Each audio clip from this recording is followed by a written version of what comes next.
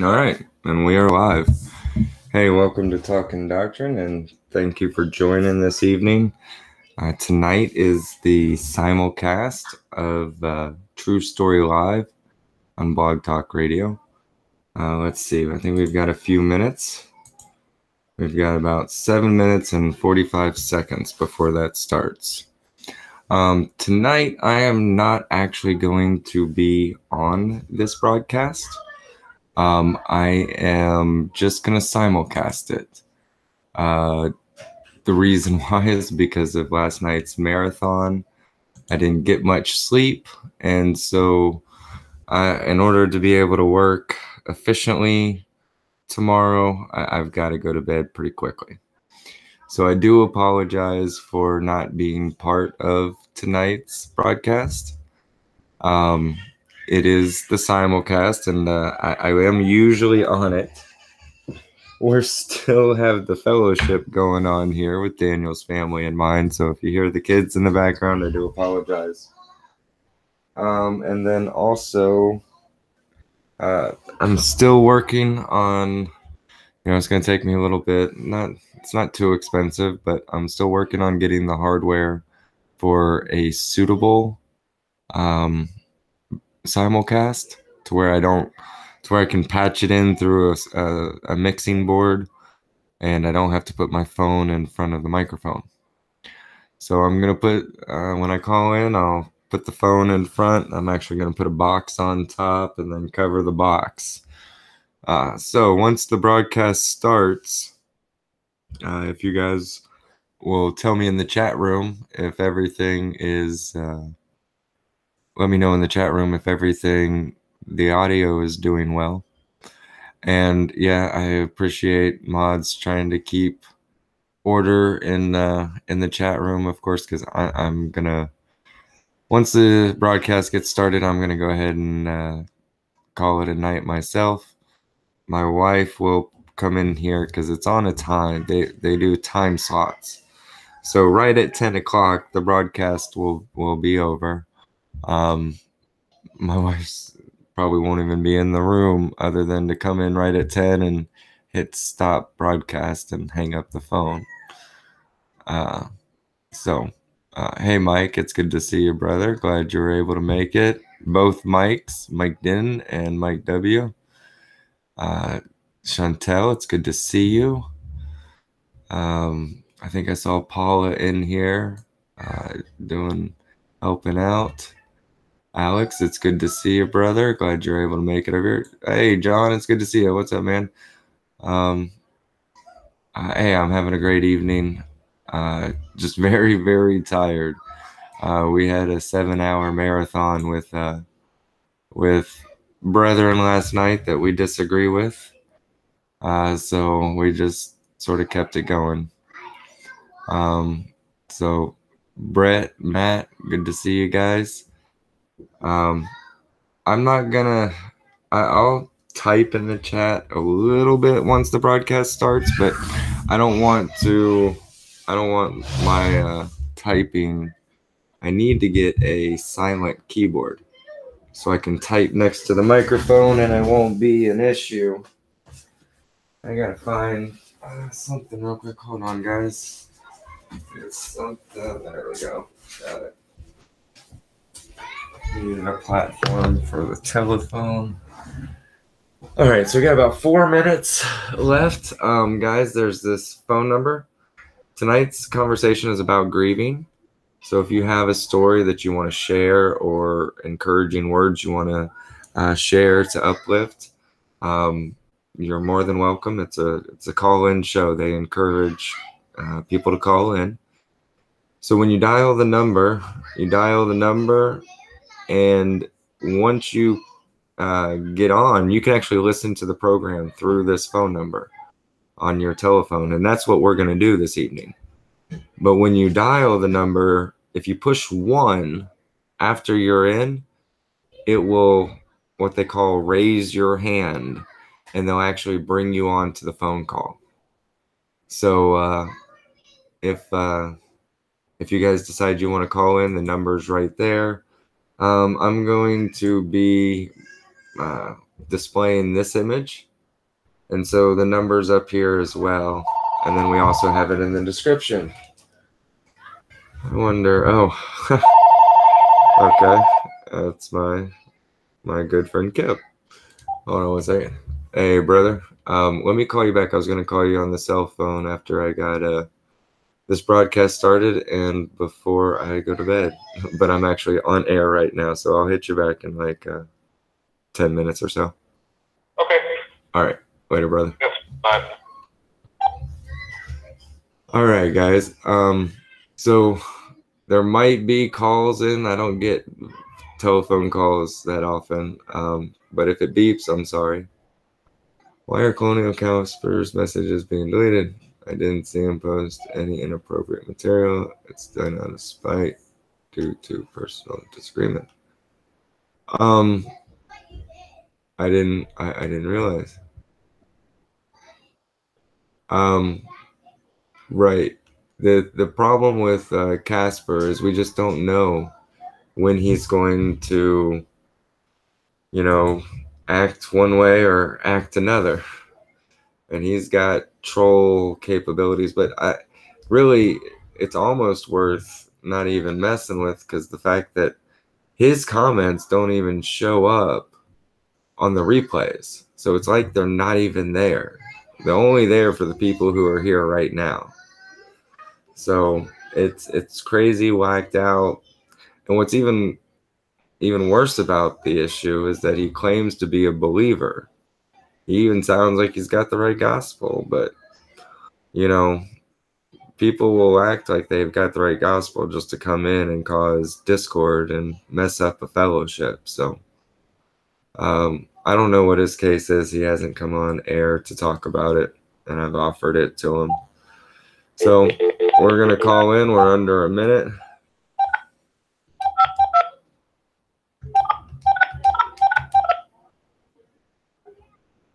And guys, you have a good night. God bless. All right. Let me know about the audio. The show is scheduled to start in 47 seconds. Welcome to Blogtalk Radio. Please hold and you will be able to listen to the show. So I haven't pushed any button to get on. So I'm just down. What's his name? I'll pray for him too. Let's see. Hey, Matthias. Hey, how's it going? Hey, how's it going? You guys doing all right? Good. Yes. Welcome everyone from Talking Doctrine, the Simulcast as well. Yes, they're all set up. Hey, you guys got my... I do apologize. I'm just so tired. Your show will go live in 5 seconds. 4, 3. Yeah, you can't stay too long. We heard. I saw that in the. Okay. Blogtalk Radio.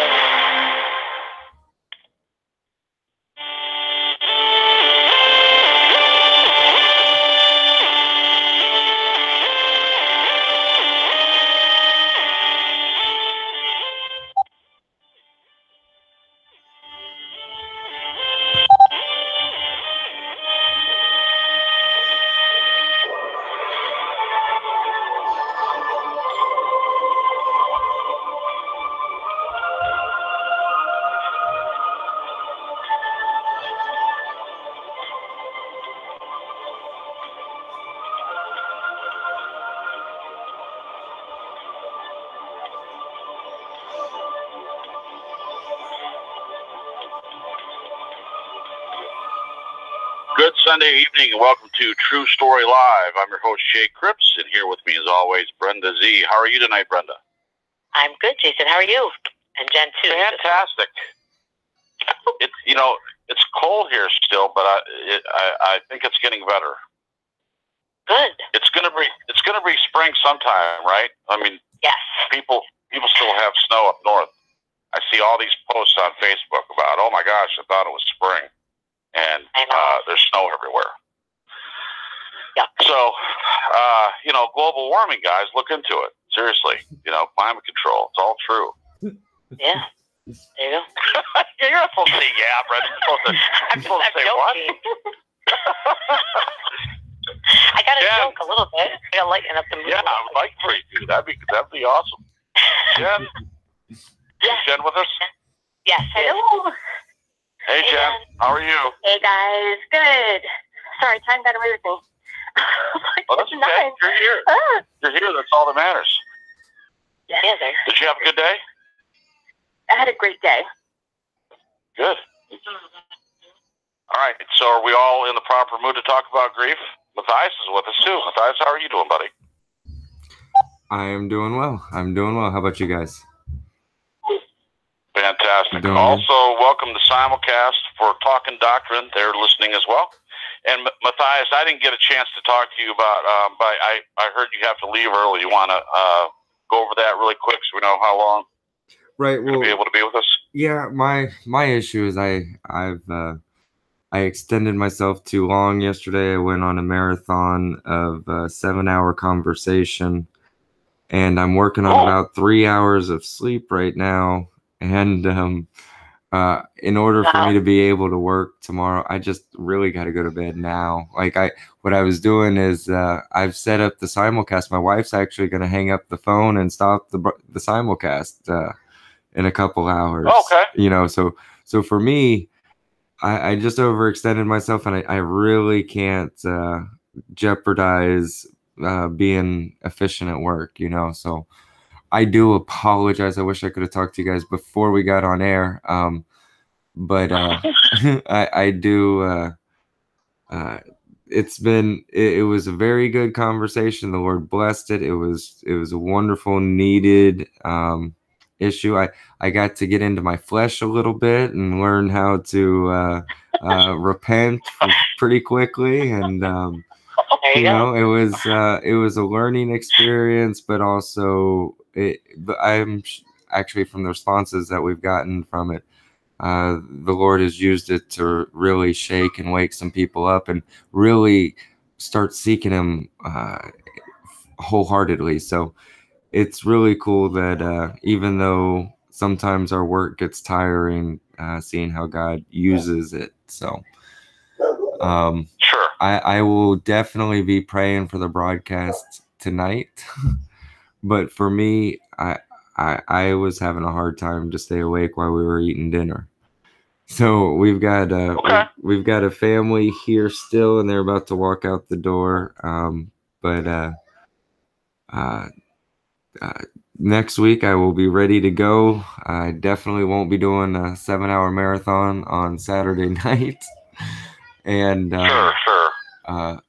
But one of the things that I did want to point out for this topic, because I had done quite a bit of research, and I do apologize that I can't stay here. But when people are grieving, one of the things that just seems to ache is why.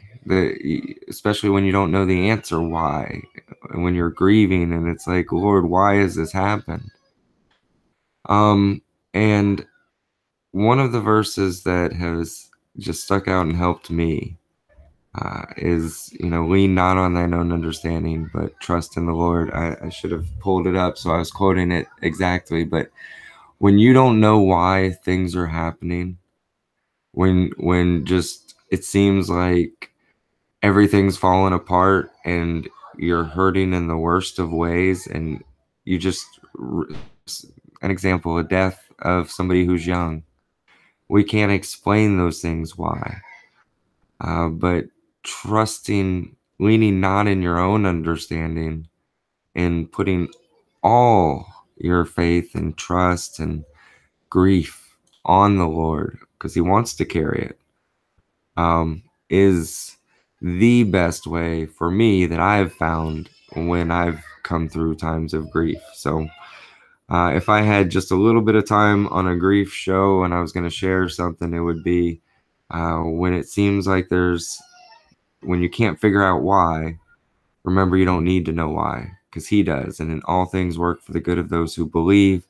And the more you place your trust and faith in Him, you're gaining more folds, more fruits of the Spirit, and it's easier to cope when He's there with you. So sure, that's good. Great. That's I wish I wasn't so tired, but I guess it's not Well, no, I'll keep it to myself. I don't know. Let me get you off the hook here a little bit. I appreciate you explaining it, and I understand. It's not, obviously we love to have you, but definitely understand that you had the long conversation and stuff, and I'm glad you were able to do that and get some sleep. And we'll definitely have you back next week, and we'll be talking about some different topics and all that. And I appreciate you sharing that at the beginning. I will. That's what I was going to do anyways. Ask you, if you wanted to share a couple things since you're leaving, we can do that first if you have anything else, and then we'll let you go, man, and get some sleep. Right. Well, I mean, with the grieving and not knowing what's going on, leaning on God and His own understanding and knowing that His will would be done. That's the most important that has helped me. But secondary, not just asking for it, but looking for it. So when I was at my dad's funeral, I'm here at a church that I think is very, I wouldn't even call it a church, a building where they do rituals where they act like they eat the flesh and drink the blood of our Savior. And didn't really like being there, especially since they did communion during his funeral. But I yeah, it's a whole mass, and that's odd. When you're a Catholic, I've never heard of it. Oh, I got you. Yeah, it's Catholic church. Yeah, they take every chance to do communion. Seems like, don't they? Right. Yeah. More times to mock God and his sacrifice and his communion, the merrier, they say.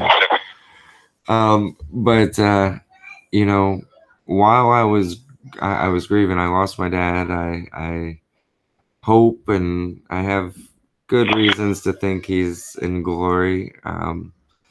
But while I was at the funeral, I knew there was people that I hadn't seen in a long time. So, looking for the opportunities, I wasn't pushing Jesus on anybody, but I was also letting them know that that they could know where they were going. I was like, my dad knew where he was going. Do you?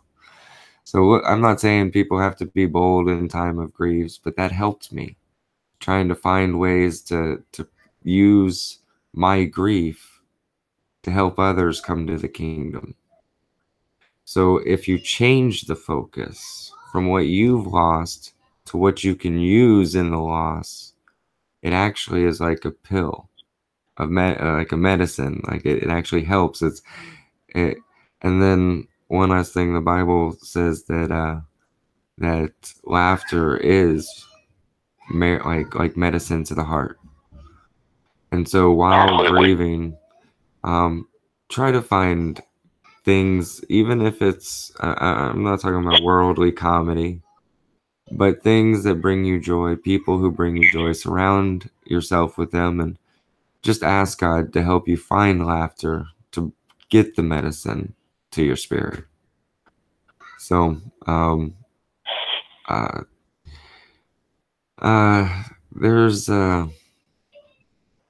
there's a bunch more about grieving and focusing on God and giving it to God. That's a big thing. And I mentioned, I just passed by it at first, but God doesn't want you to go through anything alone. He's always with us, right, as his, well, he's even with the lost, but as his children, he's never left us, and he wants us to put it in his lap. The same way we put our ability to go to heaven. Hey, I can't do it. We just gave it to Christ, and he put it on the cross. It's the same way we give our griefs. That's huge, by the way. Yeah. Right. No. Amen. So it's a tough subject, and it's hard to get through on your own.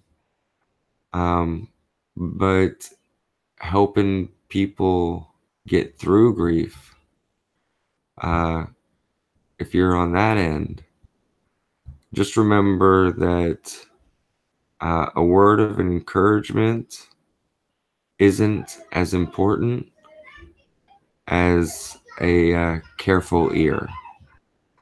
So just be there and allow them to talk. If they want you to talk, they'll ask you. Sure. But sometimes just being there and listening is the best thing. But I will say on that one, as long as you're saved and you've got the Holy Spirit indwelling you, before I even get on broadcasts, I ask the Lord to guide my words and lead me in direction and what I need to say, and hopefully it'll help the people so that it will help the people he knows it needs to help when they're listening. So just a quick little ask God, hey, Lord, please give me the direction and the words and the comfort so you can show them your love through me. So trying to make sure that you're there listening and walking in the Spirit is the best thing we can do to help people grieve. Yeah. Perfect. That's good. That sounds good.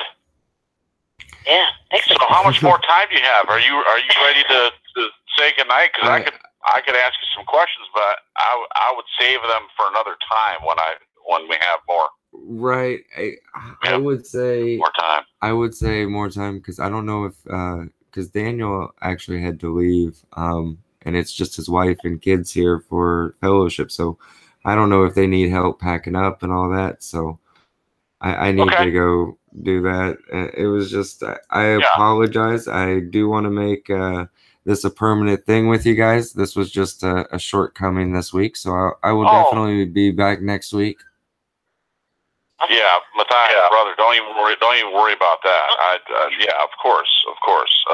Take care of yourself, and I'm glad you did talk about it on the air, because there are people that listen to the show regularly, and they would want to know what happened if someone wasn't here. So you got a chance to explain it, and for God's glory, you spent time with someone that needed to have a long conversation, and you did what you needed to do, and that was a necessity. And we all understand there's no harm done, no hurt feelings. I'm not secretly hurt and just not discussing it.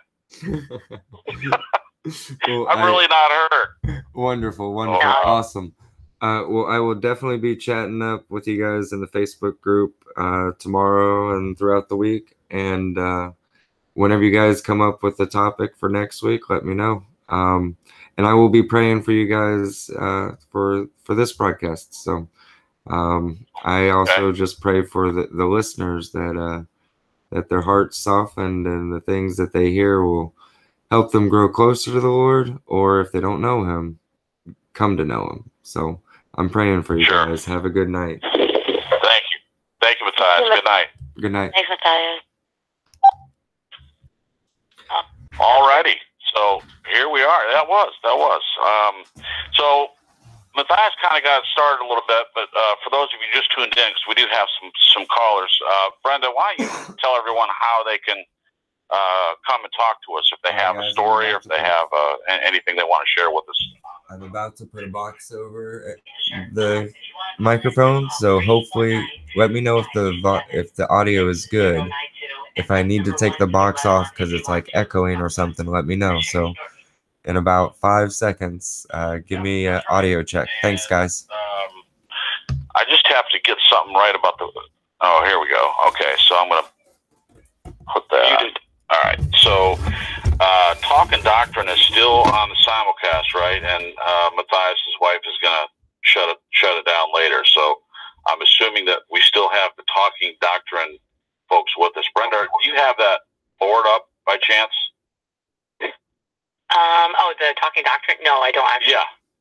Okay. I think I'm able to check it. I'm not sure. Are you on there, Chen? I think I can check it. Yeah, the reason I'm saying that is because if Matthias isn't on there, if he's just going to leave it on, we're still trying to work on a way to connect the Talking Doctrine somehow through Infinite Source Broadcast Network. It's still running. It's still on. Okay, great. Okay, so guys from Talking Doctrine, thank you for staying with us, and you heard all that about Matthias. I'm sure he explained something to you guys before the show. So we'll just keep it going, and hopefully at some point we'll be able to monitor like just one chat room for both shows or something. Now, also for those of you on Facebook, Flat Out Grace, the page that I've told you guys about before, they also are having on the Facebook page, any members of that group can post questions online. Linda Clary is running that for us. There's nothing so far, but if you are on Facebook and in that group, you can definitely, if you don't want to call in and be on the show, you can definitely post something on there. We do monitor that, and we can read your comment or talk about it on the air. All right. So we have a couple people that are listening on their phones, and if you guys, if either one of you or any of you want to come on, then you just let us know by pressing the 1, and we'll bring you in. So for now, how do you guys want to get started? Because I have plenty to share on this topic. I had something to bounce off of Matthias's, actually, with the way he was talking about listening to other people. And with go ahead.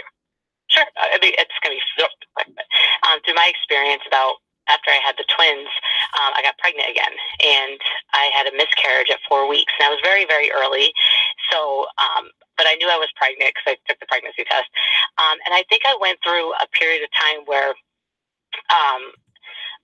I grieved, but I also, for a time, understood that God had an ultimate plan and purpose, like Matthias was saying. And I used that opportunity to think, well, maybe God is using this opportunity in my life where I can help others who maybe have gone through, other mothers who've gone through a miscarriage, or as just like a support. So that's just the short end of the story. Through my grieving experience through that, that God even, grew me through that and transformed me and made me more like, just made me more like him, and just gave me more compassion for people who have gone through something like that. Yeah. Okay. I think that plays into all of the hard stuff we go through, as Christians, is, anything that pertains to grieving, but other stuff as well. It's just going through hard stuff and being able to relate to people on a more personal level. Instead of it, it's so hard to comfort someone that's going through something that you've never gone through. It's still, you can still do it, but it's harder. Sure. But yeah, you've walked in that space of grieving and grief and sorrow and anger and the whole roller coaster. It's, especially on a specific topic, like you said, Brenda, with miscarriage, it's just so much easier to comfort someone, and for them to take that comfort seriously, really understand that you know what they're going through, and it's not cool, but it's cool. I understand what you're saying. Yeah, it gives us more of a empathy for when you come from it. So. Yeah, and from a man perspective, mansplaining or whatever, I've never obviously experienced that before myself, but I have been around it a lot, and I know from the way I feel and think about it, I can't imagine something that would be more grieving than that to a mother to have a miscarriage. And my sister had 2, and my mom had. I think she had 2 as well. One was stillborn, so she actually gave birth to him, and he didn't live. And I remember that. I was very, very young when that happened, but I remember her grief about that and how she dealt with it back then. And it's awful. I mean, it's awful to even imagine. But it is a good example on, find a way to continue. And Brenda, if you don't mind me asking, so when was this as opposed to the kids that you have? I'm thinking it was, I wrote it down, but I had the boys in 2007, so it was like 2009, 2010 maybe. Okay. Yeah, from what I remember, I think. Like I wrote it down. I can't remember, but I do remember just God laying on my heart. Hey Brenda, don't worry, your child's in heaven with me. And I kind of just thought of that. And I know, and I don't want to like sit there and say, well, I'm so glad the kid's in heaven. It sounds very heartless. Where I'm glad, I wasn't glad that I lost him or her, but just knowing that they were in the arms of Jesus is just like, wow. I mean, that's awesome, you know. Yeah, I totally knew what you meant, Brenda. I didn't think for 1 second that you were glad that that your child wasn't here. So we're all on the same page there. Yeah, and Jason kind of brought up an interesting perspective too, because I've talked, you know, my brother being one, but I've talked to a couple of guys or heard it from them, their own grieving experience from being a husband who has had a wife that's lost a baby and miscarriage, and that's a whole other perspective that I can't even imagine as a dad, whether a first time dad or, you know, a second or third or fourth time dad. Right. You know, because there is a lot of focus on the woman when they lose a child. A lot of the spotlight goes to the mom. You know what I mean? But you know, dads definitely go through a lot too. Absolutely. There were ones that it was growing inside of them. You know what I mean? But yeah, it's gotta be hard too. Oh. Well, yeah, and it breaks marriages up. You know, when a married couple loses a child, sometimes the marriage doesn't survive that. Yeah. So it's got to be a lot of grief. I remember not too long ago. This wasn't a miscarriage, but it was. There's a singer whose wife, I think she writes books. Chapman, Curtis Chapman's wife. Oh, Stephen. Yeah. Yeah. She lost a child that one of her. I believe, if I'm telling the story, forgive me if I'm telling it wrong or some of the details aren't correct. But it seems like one of the older kids ran over one of the younger kids. Is that right? Is that story correct? You know, a little girl they adopted in China.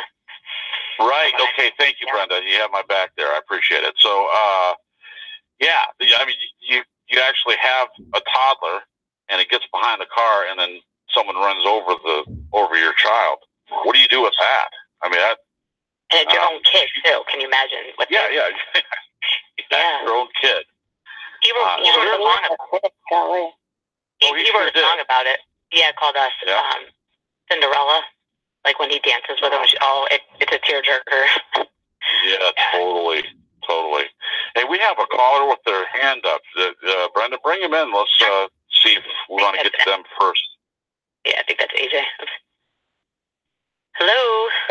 Howdy. Hey, AJ, what's up? How's everybody doing? How are you? Good weekend? Yeah. Yep. Nice.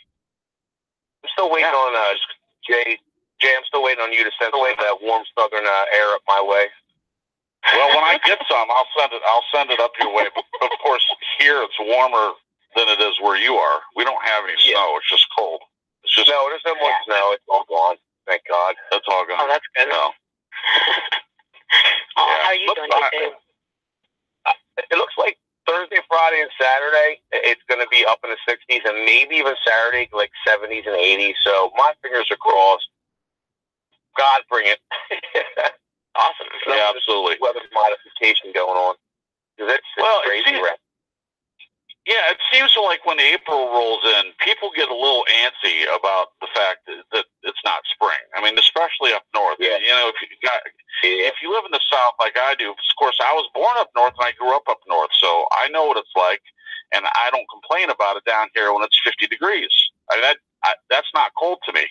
What's cold is waiting out for the bus. It's at 6:45 in the morning, and it's below zero. That's cold. Yes. Oh, yeah. That's cold. Yeah.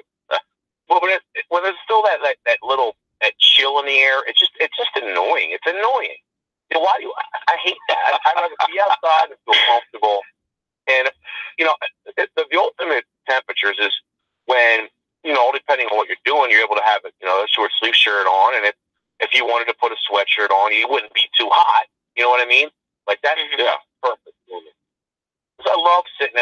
outside at night playing guitar on my deck. I love it. Love it. Oh, I'd be out there with you too. I'd be out there with you. I lived near you. Yeah. We'll all be singing. No, I'm just kidding. You're right. No, it would be. I can sing. Hey, listen, I can sing melody. Okay, if someone else is singing, I can match my voice, and I can weave in and out and stuff. But I just don't, unless it's karaoke or whatever out in public. I don't generally sing solos. That's my own thing. Jay, I've been asked so many times to do karaoke. I'm like, no. They're like, yeah, but you sing and you do. I'm like, yeah, but I'm not doing these corny songs. Yeah, it's different. See, that's what I'm saying. See, you brought up a good point, AJ, because here's my thing. I don't have a great singing voice, but I'm an okay performer. So if I'm singing a karaoke song, I can make it interesting and take some of the focus off. It's not horrible. It's just not great. You know, if it's a lower song, then I can do it. You know, Neil Diamond and can do a lot of his songs, and also that's a crowd play. You do Sweet Carolina at any karaoke bar, okay, and get the crowd involved with it. I can't stand that Either song. they really hate it or they're really into it. There's no middle ground there. Yeah. So perfect segue. Okay, now we're on singing. Well, no. Yeah, no, we're not gonna stay here long, but No, it's perfect because you're talking about grieving. Yeah, Grieving. In 1995, my pop passed away. My father's father, and I was all heartbroken and all and upset. And I got back that day, and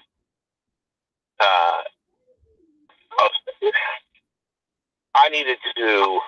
I had my guitar, not my guitar, but my amplifier. Now I have a full Marshall stack. Okay, this is right before. No, this is actually when I was in my band. But I forget why I had brought that amp home. But anyway, it was at my grandparents', and it was in their front room. And I needed to play guitar. That's how I dealt with grieving. And I got in, and I said, hey, Grandma, I said, you know, she's like, you know, how are you? And I told her, I said, oh, well, you know, my grandfather just passed away. I said, I was always closer with my mother's parents than my father's. They helped raise me. So that's when my grandmother passed away this past last April. I'm still grieving. I'm still torn up over it. Sure. But I told her, I said, I hope you don't mind. I said, I need to play guitar. And she looks to me, she goes, Aaron, play until your heart is content. She's like, yeah, I know you play music that I don't like, but today I'm going to like it. Aww. So all I needed to hear, and I played for like 2 hours straight. My fingers were hurt when I got done. And that's what I do. And my guitar has been there for me through thick and thin. You know, whether I'm happy, whether I'm sad, if I'm angry, you know, heartbroken or grieving, it's my tool, and it's my go-to. So, and funny because when we were at my grandmother's funeral, now they're Mennonite. My grandfather's still alive. So last for the listeners, I'm sorry, AJ, for the listeners who don't know, tell them the difference between Amish and Mennonite. Yeah. Oh, a lot. Just briefly. Well, there's Amish kind of got like, I know some of the stricter Mennonites kind of got their own clique, so to speak, but Amish, they don't have power. You know, they don't have lights and stuff like that. I mean, they do, but it's like usually runs off of gas and stuff like that. Right. Now, Mennonites do drive. Now, the real strict Mennonite, my color choice of car, but they all drive black cars or black vans, and they wear the little, the women always pull their hair up. Their hair is usually long if they let it down. Yeah. Even the older women. And they pull it up, they put that little bonnet, or I forget the covering over their head, on their hair. Doily. Whatever you want to call it. I don't even know that they're proper name for it, but yeah, they just grab what's laying around, you know. But they always had some kind of a head, you know, dressing for when they pull their hair up. You know,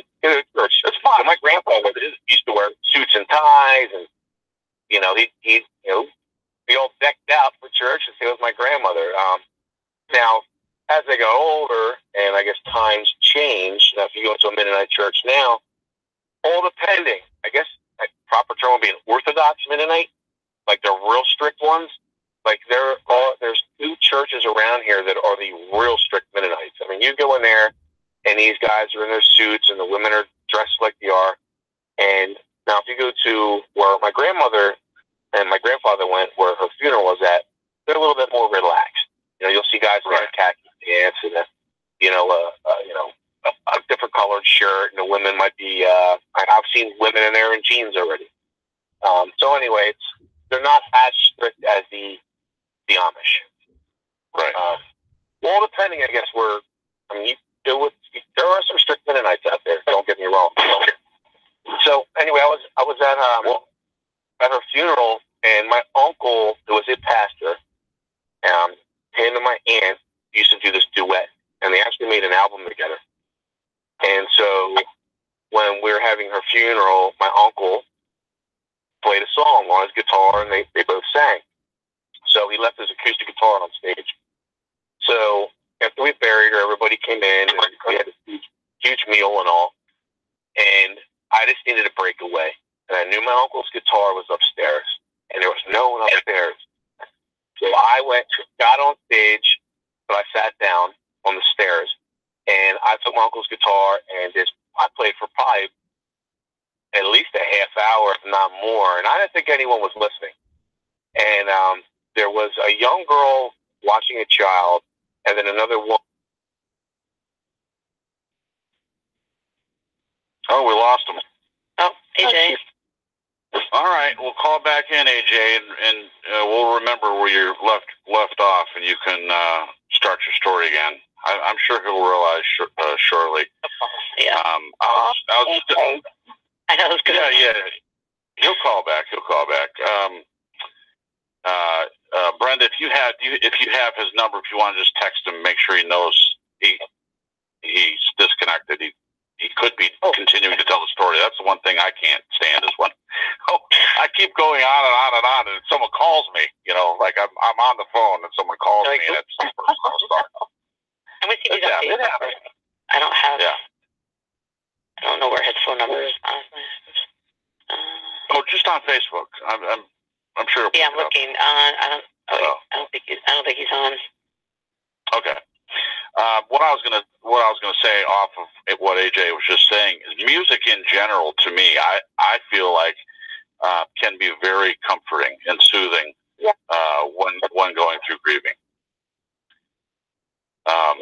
And it may be different kinds of music for different kinds of people. What I was going to say after about what Matthias and AJ have both shared so far is that a couple things about grieving. One thing is, he said that he just lost his grandma, a little over a year ago, and he's still broken up about it.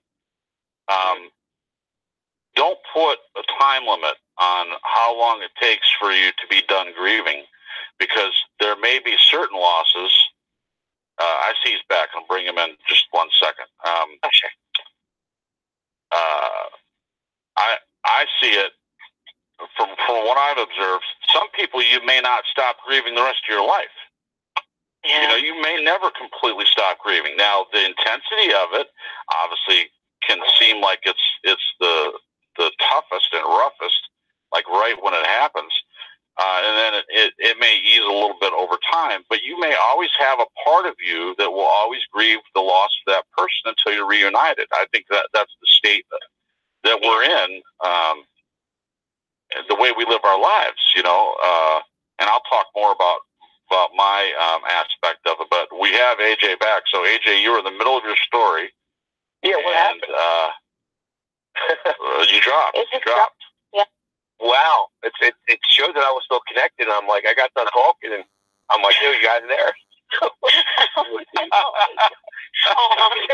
In your absence, that's exactly what I didn't want to happen. I said it. I said the one thing I can't stand that happens to me is that when I'm going on and I don't know that I'm not connected to the person. Oh, well, I'm just looking at my phone now. Okay, there we go. The bars jumped back up. Yay, I'm connected to the network. Great, go get them. Where did I leave off? Right. What was the last thing I said? Here's the part where a girl was listening to AJ play. Oh yeah, there's a girl watching a child and another woman. And when I got done playing after like a half hour or so, and I was walking out, they're like, "Wow, that was beautiful," you know. And the one was like, "It kind of, you know, I could hear your pain when you're playing." I'm like, "Yeah, I'm hurting," you know. That's my grandmother. She's like, "Yeah, we know." Yeah. But what I said was, "What's that one song titled?" Jay, I can't remember. My Guitar Gently Weeps. Is that the title of that song? Oh yeah. And was that? Felt like I was crying through the guitar. Oh, I believe it. What a great song to play, though. If you're grieving, that is fantastic. Yeah. Well, yeah, you're right, man. Go ahead, Jen. Have you noticed that when you're grieving, like I can look back at memories of grief and sorrow, and it's almost like it has a soundtrack. This sounds really weird, but I remember specific songs that like kind of play in the back of my head when I think about those hard things. Isn't that strange? Yep. No, you know, it's not. You can actually hear a song; it will jog your memory, and also the same thing with they say scent and smells. You'll smell something, or you'll hear something, and all of a sudden it'll jog your memory. And you might hear a song from 1994, or 2002 that was out. Doesn't matter. It impacted your life at that time, and it just all of a sudden these memories come flooding back into your mind. It's crazy how music can do that. Yeah, like during my divorce, it was Fiona Apple and Damien Rice. Fiona Apple, wow. Yeah. Wait, what's Fiona Apple? Is that a boxer? It's just a singer. That's it. Yeah, Jen. Was that the song? That's no, her whole catalog, really. Oh, album. Yeah, her whole catalog of albums. Oh man! Oh gosh. Yeah, probably nobody knows. Well, you obviously know who Fiona Apple is, Damien Rice and Fiona Apple. But the point I'm going to make, though, is that certain musical soundtracks in your life that come back to you when a feeling is triggered is not weird at all. That happens, I think, probably to everybody that has any kind of appreciation for music in general. So, hey, Jake, can I do a song request? Yeah. At the real quick, I wanted to tell you, if you play that ad, the show identifier. I already did, before the show. Oh, you did? Oh, yeah, to listen to it, yeah. Oh, okay. Fantastic. Well, what I was going to say, I wanted to get everyone's opinion on it, because me personally, I don't want to do the voicing. And I want to tone it down also. Just if you play it, it's dead center right now. Click it down in volume like a notch. Before you play it. But my song request is, if you could you play that song, either I'll Fly Away or Victory in Jesus that's in there? Oh, yeah. So is it Ninja Scroll? No, I just, Tony Weeks is the man who does Victory in Jesus. And Reawaken is the guy who does I'll Fly Away. Okay, so Reawaken. Which one do you want to hear, buddy? Well, which one do you all want to hear? I'll Fly Away or Victory in Jesus? They're both amazing. Whichever one you guys. They're both good. All right, so we're going to play. Yeah. Well, it's Reawaken, I'll Fly Away, and what's the other one? Victory in Jesus by Tony Weeks. I got you. All right, so we're going to play Reawaken, I'll Fly Away. We'll be right back on True Story Live. Oh, you don't have to do it yet. You don't have to say the top of the hour. Beautiful song. Yeah. You guys are funny. I was going to do it right now. I was like, you can do it now. Do whatever you want. It doesn't hurt anything. Yeah, brother. I was going to say that by the top of the hour. You take your break. Yeah. Well, yeah. I like. Yeah, it does sound upbeat. Maybe we're not somber enough yet. Well, I say that because look, grieving sounds like such a. I mean, it's a sad topic, but it doesn't have to be. I mean, it obviously people that are grieving are going through a sad time, but it's also in many ways a reawakening. I mean, it was for me, and going through tough times, when you come out the other side, you generally end up stronger than you were before. Yes. Yeah. Well, how about this? How many people have actually, I mean, not personally, because, you know, I'm not going to get mad at God, but think about the people out there that have shaken their hands towards God. You know, how could you take them away from me? Yeah. You know, that selfishness takes over. Yeah. Yeah, Like, because when you're talking... Go ahead, Jay.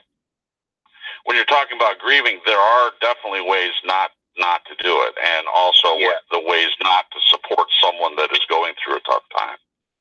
Yes. Yeah. Like I can understand if you had a child and, you know, something bad, like I'm talking bad, happened. Like, you know, the whole thing is, you know, and I've kind of stated this before in some past shows, you know, you have people out there that are believers, but, you know, how well are you living? Are you praying every night? Are you covering your child in the precious blood of Jesus? You know, there are certain steps you need to take as a Christian. Are you doing these things? A lot of times the answer is no, I'm not. I haven't prayed in a long time. But I'll share my basic church on Sunday. And then they wonder why, you know, certain things might happen. But sure. You know, all in all, you know, something, you know, some tragedy might happen. I mean, I'm talking bad. We just had one here recently with someone that we knew.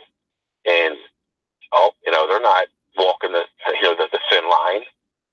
And, you know, people shaking their hands at God. I don't know. You know, God gets a bad rap a lot of times. You know, if God was so loving, this wouldn't be going on, that wouldn't be going on. But people got to understand there's another side to this world. And if you were hanging in that meadow, well, guess what? You're going to have some bad things happen. Yeah. I will say that there's been a few times that I've either experienced Christians shaking their fists at God, and there's been a few times I've done it too. And, you know, I will say as a Christian, I've had people tell me God can handle it because I repented afterwards too. I just got caught up in the emotion and got upset. And I think, you know, God wants us to be honest with our feelings. But again, you know, afterwards I'm like, okay, God, sorry I did that. I was really upset. Oh my gosh. You know, it's like when I prayed, like, one night I was just so fed up with Big Pharma and these paid-off politicians that turn a blind eye, and they're making parents think that they're being forced to poison their child with these vaccines. And I go, God, sorcery is poisoning your creation. I'm like, you need to do something about this. The guy got mad. I'm like, you need to do something about this now. Destroy Big Pharma. I'm like, you're the only one that can do this. The guy had to put him on point. Yeah. Yeah. I've been there. And also too, we don't, like you're talking about grieving, I think AJ was mentioning, but we don't grieve as the world does, because when we know Christ, I can't remember what verse that was, I have to find it, but because we are solid in Christ, we don't, we'll grieve for a time. We might even grieve for a long time, but we also know that we will see Jesus again and talk to those people again, and we won't grieve as the world grieves. Yeah. Right. And I'm glad you brought that up, because I actually have a friend that I won't give too many details. The chances of her listening are slim to none, but someone that knows someone that knows someone. This is that one night where she hits. Yeah, I know. That's right. She's like doing her Pilates or whatever. Let's listen to Jason's show and see. And then I talk about her, but she lost her son to suicide, and I was around her when she got the news. It was horrible, absolute tragedy, depression that is left unchecked and undiagnosed and undealt with and untalked about is probably one of the most dangerous things that you can imagine. If you've known someone that has happened to and they've come out of it, they'll tell you straight up. They'll be like, I thought about killing myself. It was a constant thought, and everyone's got a different story, but this particular young man killed himself, and he was 19. And so she has been grieving, you know, kind of open, heart on your sleeve kind of grieving,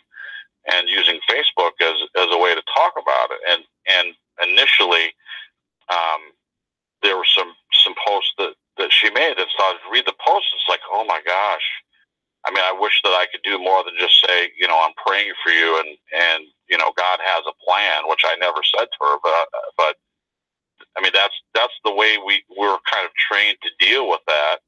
Whether someone's a believer or not, if we're the believer, we'd say to them, "Oh, well, God has a plan." That is, you know, the grieving person doesn't care probably in that moment that God has a plan. Exactly. But Exactly. well-meaning people say all kinds of things. Like, for instance, don't ever say to someone that just lost a child, "Oh, God just needs another angel." First of all, it's typically incorrect. And also, that's not what. Yeah, we don't turn into angels first, okay? Exactly. It's not at all what happens. And you know what? Yeah, it is. And you know, I think I've even heard that. It's like, you know, back to the kind of the people I was talking about earlier. You know, they show up on Sundays, but are they really Christian? Like they feel like they're doing your good thing, but you know, how, you know, devout are they? And then you see someone make a comment like that, and you're like, "Oh yeah, my little angel." And I get to the point where I'm just like, ready, give me a break, man. Your child's not going to be an angel. No. But the point is, don't say it to someone who just lost their child. And that's not the time and place to say that. And more damage has been done by otherwise well-meaning people, and what they say to someone who's not who is going through something like that. And Matthias jumped right on that point and saying, you know, be careful what you say to someone who has lost someone. Yeah, sometimes. Because people's feelings are fragile at times. Yeah. Well, especially when they just lost someone. And and different people deal with different. Some people kind of close off, and they seem like they're fine, and they crack little jokes, and they say, "Oh, Dad would have loved this," and you know, whatever. Right. And that's okay if the person that's grieving that lost their relative wants to joke and use humor in that moment to help them get through the hardship of a funeral or whatever. Then my mom said something so funny when her mother passed on. My grandmother. We used to have a neighbor named Shirley, and she had some kind of debilitating disease where she was hunched over. And oh my gosh, my mom. Oh my gosh, my mom. Now this is when my grandmother was basically in the big pharma or the government's cancer coma, and you could tell she could hear us because she started moving her feet. That's all she could do. And oh my gosh, my mom said, "He goes, well, Mom, just think you're going to be able to see Shirley standing upright soon." I lost it. I started laughing. You know, we were in the middle of absolute misery. My mom comes out and says that, and my grandmother's shaking her feet. And I know my grandmother's humor. Her humor. I know for a fact inside she was dying and probably in tears when she heard that. That's beautiful. It was like, it was just so funny. It was absolutely hilarious. Yeah, be able to see Shirley standing upright now, Mom.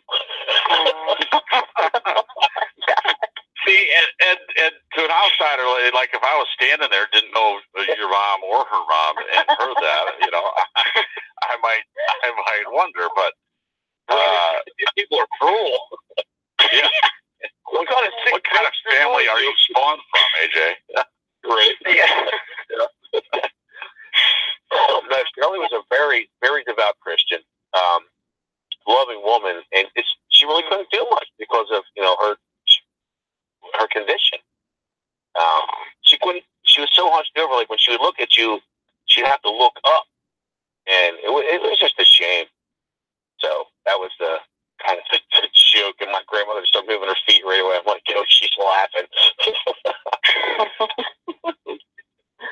Hey, you know, that's the point. Whoever's going through it, you know, they're going to deal with it in different ways, and if that's the way initially, if that's the way that they are going through it, then we just have to be supportive. Is the point. All right. See how we doing on time? So we got about 7 minutes. So what I'd like to do I looked at the wrong clock. I looked at my wrong clock. All right. So we have one comment on Facebook from Linda Clary. Linda. Jen, do you want to read what Linda Clary said online? Yeah. You know the post? Yeah, I can. Underneath the show post. Yep. Okay. So she said I was. So I don't know if she wants to call in or if she just wants to read it. She wants to read it. She wants you to read it because she says things are a little hectic. Okay. Oh, Linda. Okay, we'll have you right here. So here's what she has. She says, a type of grief different from all others is when a pet dies. We wonder, will we see them again? Because the Bible says in Ecclesiastes 3:19, for that which befalleth the sons of man befalleth beasts. Even one thing befalleth them, as the one dieth, so dieth the other. Yea, they have all one breath, so that a man hath no preeminence above a beast, for all is vanity. 3:20 says, all go unto one place, all are of the dust, and all turn to dust again. So in that way we are like animals, but then it goes on. Ecclesiastes 3:21 says, who knoweth the spirit of man that goeth upward, and the spirit of the beast that goeth downward to the earth? So because the spirit of the beast goes downward to the earth, does that mean it's gone for all eternity? These verses give me hope that I may see my beloved pets again. And then she has, he's gone just for a sec, hold on. Romans 8:19, for the strong desire of every living thing is waiting for the revelation of the sons of God. For every living thing was put under the power of change, not by its desire, but by him who made it so, in hope that all living things will be made free from the power of death, and will have a part with the free children of God in glory. For we are conscious that all living things are weeping and sorrowing and pain together till now. So, beautiful. yeah, I've wondered about this too, because we don't have kids right now. We have 2 cats, and they're like our kids. And I actually have yet to have a pet, and have had it long enough for it to die. And I actually experienced that, so I'm like, Well, yeah, the thing is we can't, we have to talk about that. It's still a form of grieving. I mean, people lose pets all the time. And probably all of us that are here have lost a pet of some sort, haven't we? You've all lost pets, haven't you? Yes. This almost comes down to the point where we need to talk about, and I eat meat, but, I mean, is eating meat right? Yes. I mean, they used to use animals as sacrifices. Now we're on a different topic. Thanks, Jen. Thanks. We love you, AJ. I got to bring this up. I mean, the first thing that jumped into my mind. Next week. I mean, you go over to China. Yeah, right. Next week's topic is meat wrong to eat? No, absolutely not. Or is it? No, it's not. That's the topic. So Brenda Jen can work on how to word that, but that's the first thing that came out of my mouth. So, hey, by the way, you're kidding, right? I am kidding. I don't want to do a show trying to convince people that don't eat meat that eating meat is right. I mean, look, I have one argument for that, and it's very, very quick. Look at your teeth that a human has in their mouth. Teeth in the human's mouth are not made for just salad. Okay? True. Very true. Hey, Linda, by the way, you will be able to see your pets again. You will be able to see your pets again, I believe. Yes. That's what I asked my mother years ago. I said, Mom, am I going to be able to see, our dog again? And she goes, everything's possible through God. She goes, why wouldn't you? Yeah.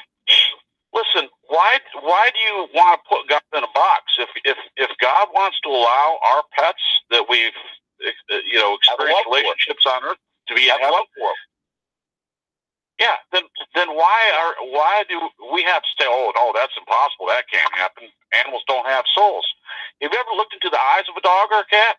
Well, at least a dog. No, I'm just kidding. Cats have souls too, right? You want to see my 2 cats, Zorro and Jack. When you look into their eyes, like you can see their character. They have personalities. They have personality at least, if not a soul. But the argument isn't whether they do go to heaven or not. The argument is, do you know that they don't? Do you know that there won't be animals in heaven? I mean, there are verses in the Bible talks about the lamb lying down with the lion. Well, what place is that? And God can recreate them. Why not, right? Yeah. Well, sure, he's recreating us, and so we're having a renewed body, right?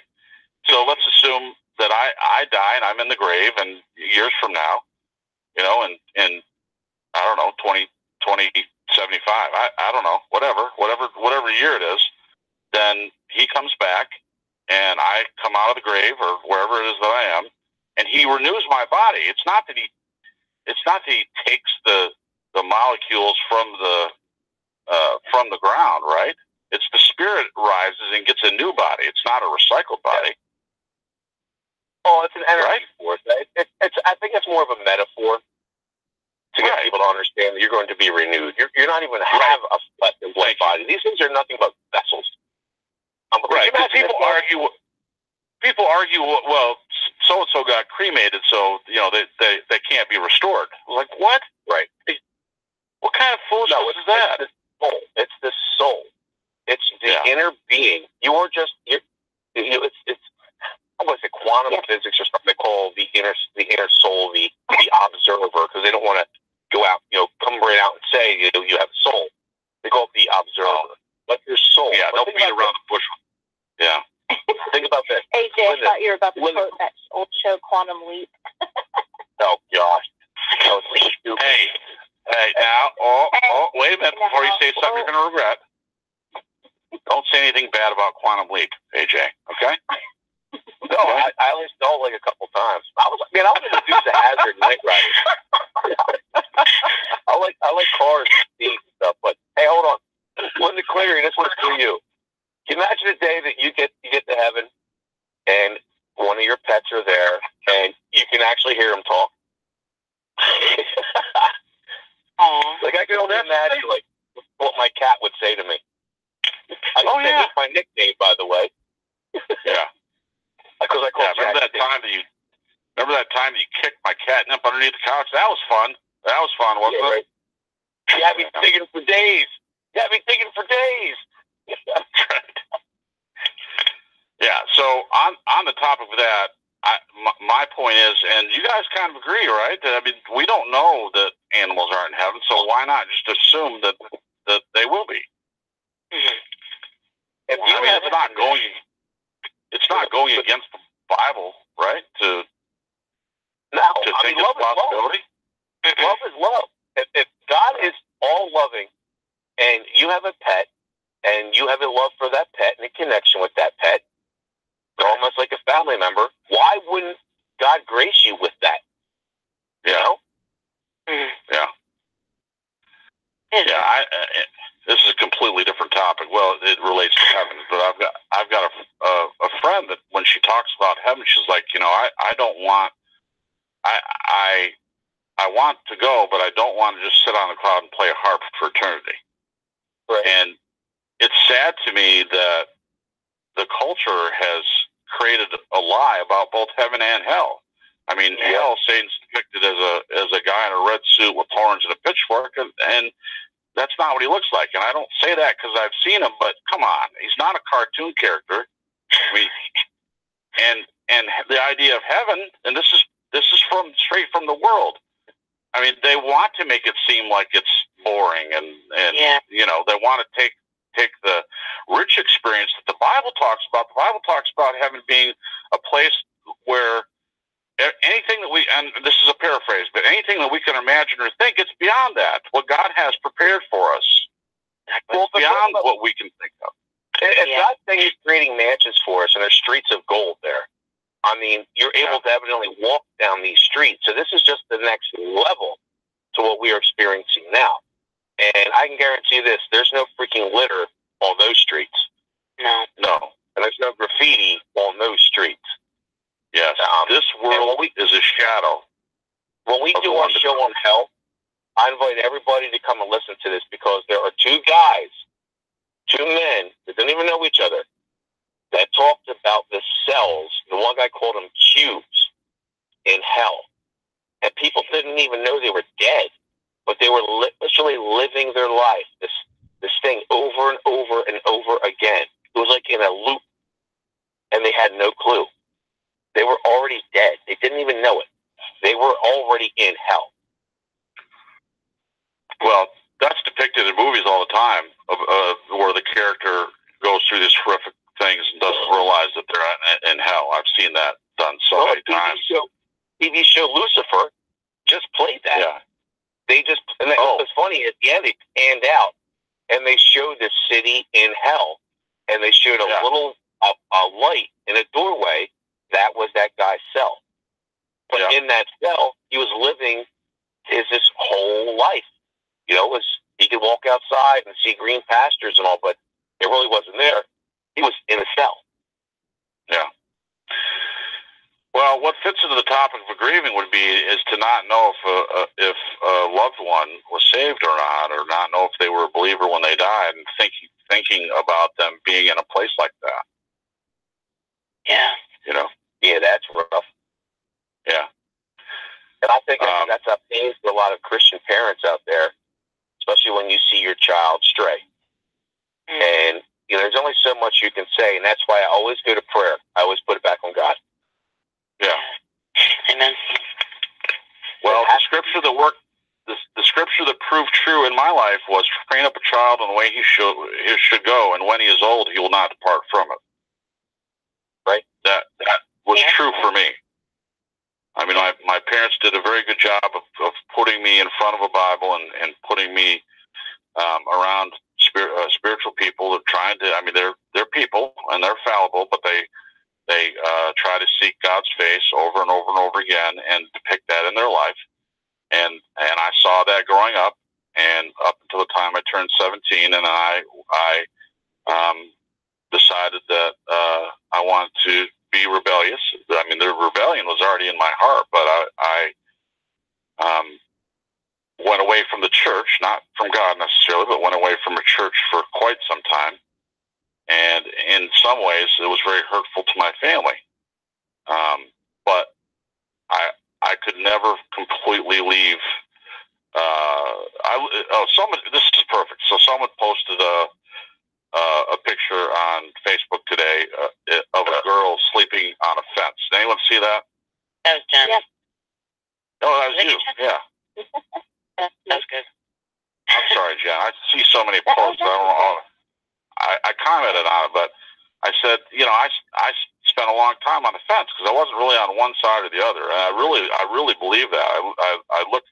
Now, fortunately, I was already a believer, and so, but I was choosing to live on the fence. I wasn't living on really one side or the other. I mean, if you want to be particular, it seemed like sometimes I would jump over to the bad side for a while, but I mean, it was always near the fence. I didn't want to get too far away, and I'm thankful for the way that I was brought up, because when I got older and I was able to see it more clearly and not spend time on the fence.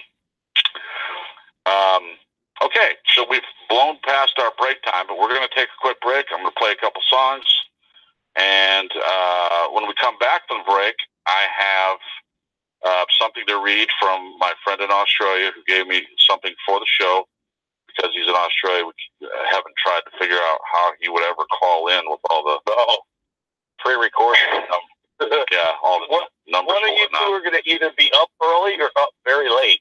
If they're 14 hours ahead, 14 hours ahead. Yeah. Right. That's right. All right, so stick with us. We'll be right back on True Story Live. Stay tuned.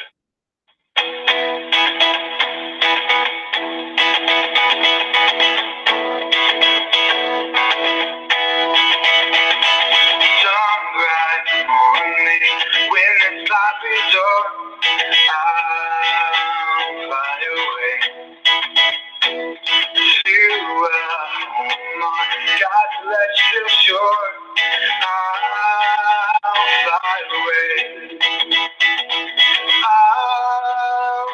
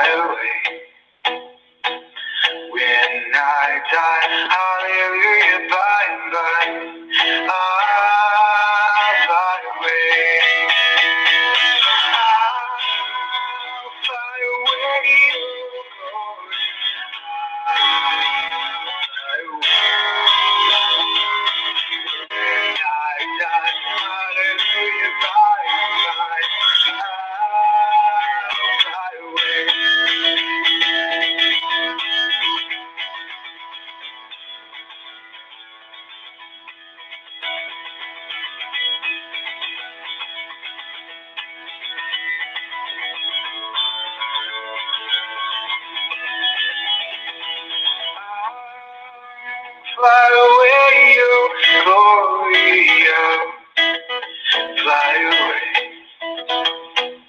When I die, hallelujah, bye bye. I'll fly away. I'll fly away. I'll fly away.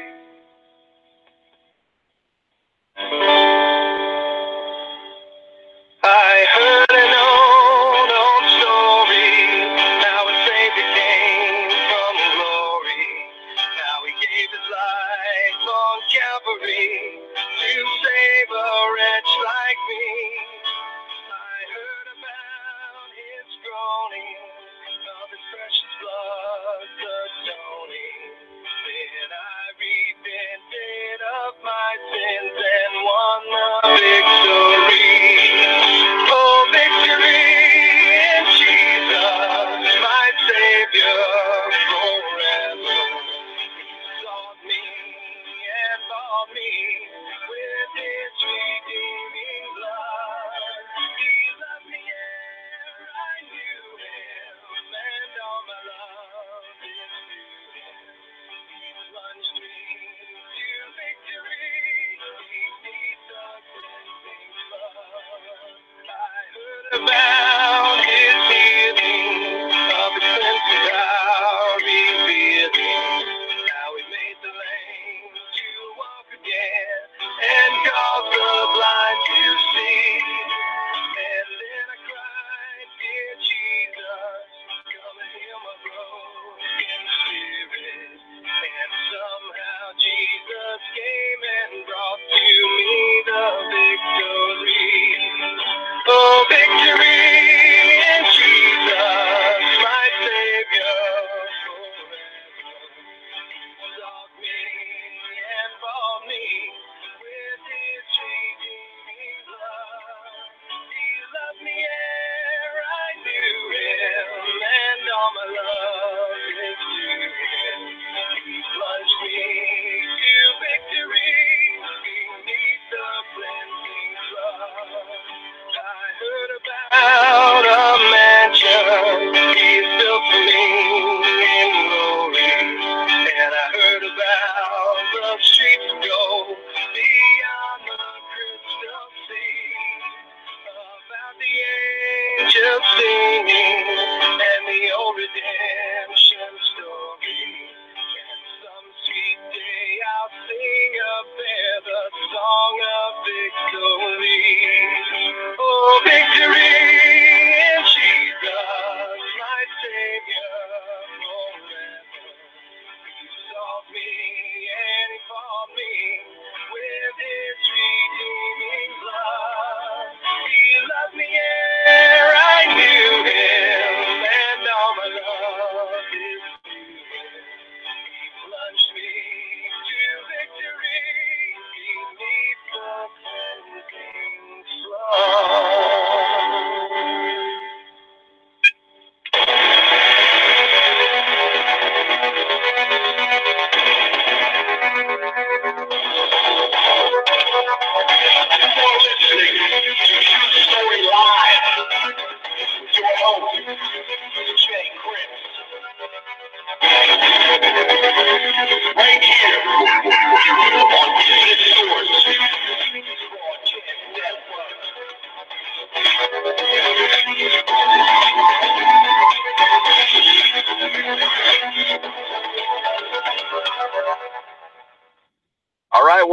True Story Live. Thank you. That was the promo that AJ made, and we played a couple songs over the break. And what'd you guys think?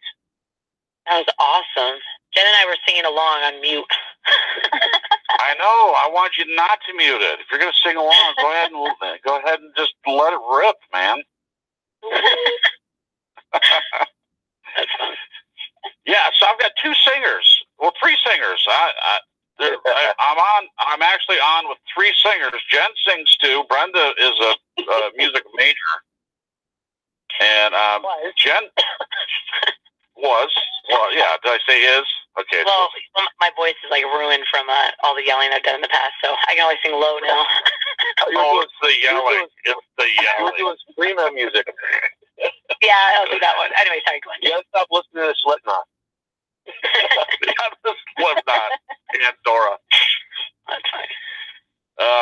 Yeah, I'm surrounded by singers. What did you think of the promo now that you heard it on air, AJ? I want to do something different. Like I said, I don't want to be the one doing the vocal overlays. So I'm going to redo it and get a kinder voice on there. But at the same time, I want kind of sound hype. Get people ready for the second hour. Wait, well, I like AJ singing? Yeah, I was AJ. Oh, wait, singing? Yeah. I did not know that. No. The station show identifier. The last thing he played. Yeah, the last thing I played. Oh, like the ad or whatever? Yeah, hold on. All right, so here's the ad. Hold on.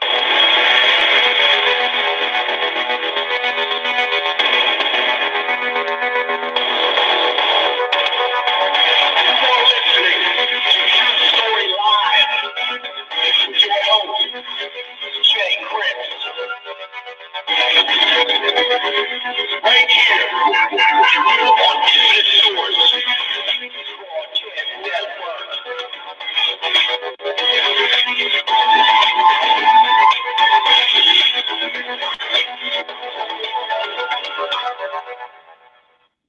Yeah. Nice. Oh, good. Well, Jay, you forgot to mention your co-host. Oh, no, I didn't. I'm back with Brenda Z, and also we have Jen V with us, and as a call-in, we have none other than AJ Smith on the phone with us as well. Also, still listening on the Simulcast, we have Talking Doctrine, which is Matthias' show. So thank you for staying with us. We appreciate you listening on Infinite Source Broadcast Network, True Story Live on a Sunday. That's how we do it every Sunday night. Once a week we get together, and it's funny how the show has already changed. I mean, it's changed in that the first show that I did, it was I read this long thing at the beginning about stories and how I grew up with stories and love stories and stuff like that. How I just wanted to present what was true in a story, because there's a lot of indoctrination, a lot of things out there that are presented as truth but are not true. So we've covered so many topics, and I think that we find truth in things, don't we? Oh, yeah. Definitely. Dude, this show rocks. This show rocks, buddy. Oh, thanks, AJ. I appreciate that, man. I had no doubt in my mind that you would do an awesome show once you got your feet on the ground and got running. And you have an awesome show. You have great, I hate the term co-host, but your other hosts, they're awesome. I mean, you have a very well put together show, and it's very well rounded. Great topics, and it's always an enjoyment to hear. Thank you so much. It's all about who you surround yourself with, AJ. Absolutely. Sphere of influence is very important, That's listeners. Right. Don't forget that. That's right. All right, so we're back from break, and I said that I would read something from my friend. His name is Glenn, and I'll give you a brief background. So my parents were divorced a while back, and while they were divorced, my mom met Glenn. Actually, online. Glenn lives in Australia, and but they became very close. And my mom eventually decided to remarry my father, and then so they stopped talking. My mom made it a point to end contact because she was getting back with my dad. And so in this period of time of not speaking, she kind of lost touch with Glenn, but occasionally he would send an email and get in contact with her. And he always felt like, and this is personal to him, I suppose, but he always just he felt like there wasn't closure, and he wanted to always try to fix that. But my mom, as many of you know, my mom passed away a year ago in March. And when that happened, he and I contacted by email. And it's kind of weird how the whole thing, but I'm not going to go into the whole story. But the short of it is that he and I began talking generally about my mother. He had he knew her in a different way, and explained to me things and sharing things that my mom was a writer. She wrote all the time. And I do that too. Got that from her, I'm sure. But she kept journals, and she would do devotions in the morning and then write down her thoughts or insights, things like that.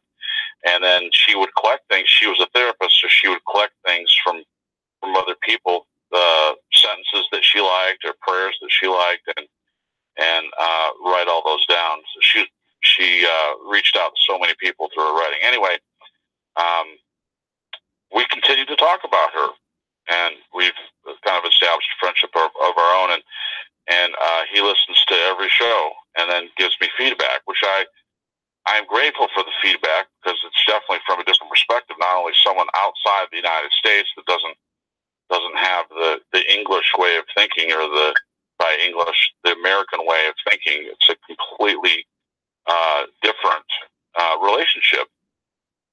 And I think people, if they can have relationships with other people outside the United States, they can get a different perspective. It's always good. All right, so he wrote this and sent it to me, and he calls it a trilogy of grief. And this is all him. Okay, so I would like to acknowledge The Dark Knight, Hans Zimmer, and J. Newton Howard live as the source of quotes used. So this is him speaking. So he says, "My dad, it's not what you are underneath; it's what you do that defines you. This sums up my very honorable father. He gave a lot to others. We did a lot together. He died from lung cancer after 12 months of suffering. I looked after him in the last weeks and did some palliative care. I saw a person face death with such dignity, such strength. Like the textbooks say, I felt relief when he passed. For my mother particularly, all I could think of was, this is a privilege to have done this for my father. If there was sadness, it was fleeting. I was so pleased that I was able to experience the joys of a parent-child relationship. When I look around, I see estranged children and parents, and so much of it is just trivial. I see material goods being put before people. I see ego before community. Is that not something to grieve about? Grief is not just about death." So that's the first one. The second one, my first soulmate, pain and ecstasy go hand in hand. This is the relationship that defines me more than any other. It shows that one does not have to live with someone for them to be with one always. When I heard of her passing, what I felt was grief, sorrow, despair, and every other emotion you could think of rolled into one. When someone gives one so much and takes so little for themselves, it makes one feel a bit guilty. Like, why do I have all this and the person who gave this much is gone? All I know is that love and gratitude I felt in my heart for this person turned me into a blistering mess for a couple of weeks. Yet I felt renewed with the relationships that have come my way subsequently. Now in death she lives, stronger within me. Is not grief complicated? So the last one. My second soulmate, life is either a daring adventure or nothing. my beautiful wife of 18 years, what an adventure it has been and will be. She suffered a catastrophic stroke 8 years ago. Jason knows the story of how I told my mother what would happen. Our lives changed in an instant.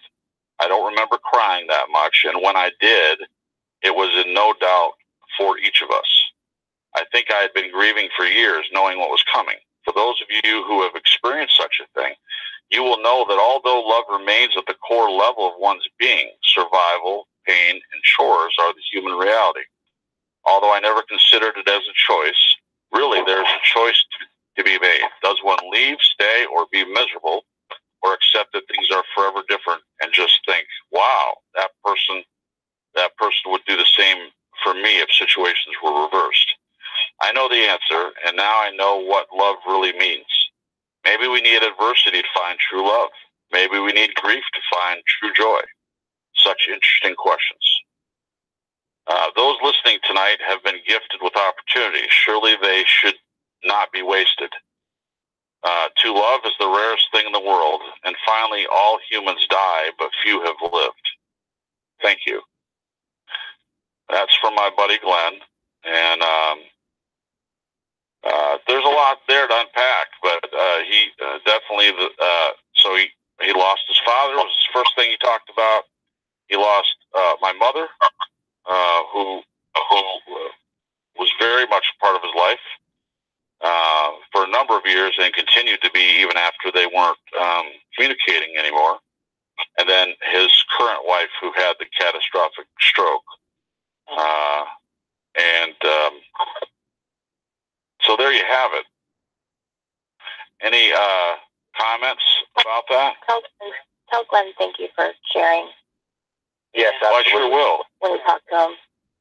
Yeah, well, he's listening. If not right this second, he'll hear it at some point. He has to download it, I think, and then listen to it later. Thank you, Glenn, for sharing when you listen. Yeah, thank you. That was beautiful. The last sentence that he wrote. Can you read that again? Sure. The last sentence. To love is the rarest thing in the world, and finally all humans die, but few have lived. That is so true. Good. Yeah. That is so true. So he said at the beginning, so there's a video of the orchestra that plays the song from The Dark Knight. So it's Hans Zimmer and J. Newton Howard.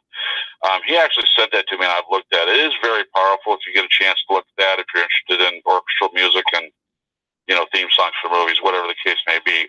Definitely look that up on YouTube and give it a listen. That's very powerful.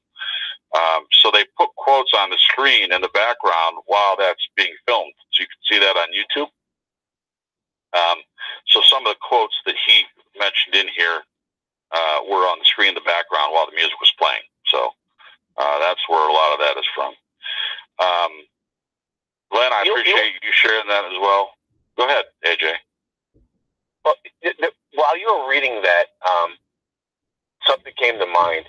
And, when we're in the grieving process and we are sincere, we're not thinking about worldly things. We are literally hurt. We are hurting. Yeah. Then you have these other family members, these greedy, I'll say it nicely, pieces of garbage that come in and go, I want this and I want that. Hold on a minute.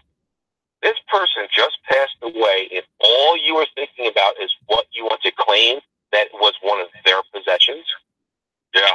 I want this and I want that. I've dealt with that, and it is so selfish. It is so freaking greedy. How can you, within days, or preparing, like if someone's on a deathbed, they're already sitting there going, "Oh, I want this and I want that. Who's going to have this? Yeah. How are we going to divide this out?" Really? You're going to go there? Really? Yeah. Well, they do, because let me tie into what you're saying, AJ. So when my mom died, I didn't live here at the time. I came over from my townhouse when I heard that there was something wrong, and I rushed over. The paramedics were here, the coroner, and the police were here. So I walk into this scene where all these people are around and kind of somber. And by the way, the police that came to my house were very respectable and very honorable. And I'm glad that they were there. I'm glad that they had a decorum about them that I have never experienced before. It was the first time I've been in that situation. You know, being in the house where my mom died and she hadn't been removed yet from upstairs, and so we're all just kind of in the downstairs, kind of looking at each other. And long story short, when they had taken her out, the coroner started to take her wallet and phone, and I said, "Well, wait a minute, what are you doing? I need that stuff to be able to call people." And the coroner took me aside and said, "I'm sorry that I have to do this, but unless you're the listed next of kin, I have to give these to the next kin," which was my father. So I called him. He came over. But then after the coroner left, the officer took me aside and said, "Listen, what she was saying was true. You don't know how many times that the relative dies and people come in right away and start moving furniture out of the house." Oh, yeah. Yep. Greed takes over them. Yep. And it's like it's premeditated. It's premeditated a lot of times. Like they're sitting there licking their chops, salivating, like, "Well, what can we get? What can we get from the soon-to-be deceased?" It angers me to no end. Yeah. That's grieving. That's grieving right there for these people, right? Yeah, absolutely. That's tragic. I mean, not to interrupt. They have a caller coming in from. Yeah, I was just gonna mention that. Go ahead and bring them in. 608. Sure. I think they're from Wisconsin, actually. Let's see. Wisconsin. They have fantastic cheese in Wisconsin.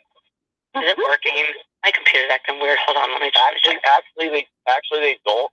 There was a tractor trailer that got overturned, and all these Skittles were all over the place. And they said to the guy, "What are you doing with these Skittles?" He goes, "We're taking it up to Wisconsin to one of these dairy farmers. They're feeding Skittles to their cows." Hey, rainbow of colors. Rainbow colors, cheese, right? And your cheese. Rainbow chemicals. I'm sorry, I didn't tell you. My computer's acting weird. 608. Welcome to True Story Live. Hi guys, I have to laugh about that skill comment. Now I'm going to be looking at my milk to see what colors it is. Yeah. It's going to be rainbow colors. Sad but true. Sad but true. Hey everybody, I'm who people normally call I'm Monkey Mommy. I know some people don't agree with me, but I want to tell you guys a story about a friend of mine that passed away, and sure, what happened through that. My friend Kevin, he was a true believer in Jesus Christ, and he had a heroin addiction. He got mixed up in the wrong crowd and fell to it, and he used to always call it the devil's drug. He said it was horrible.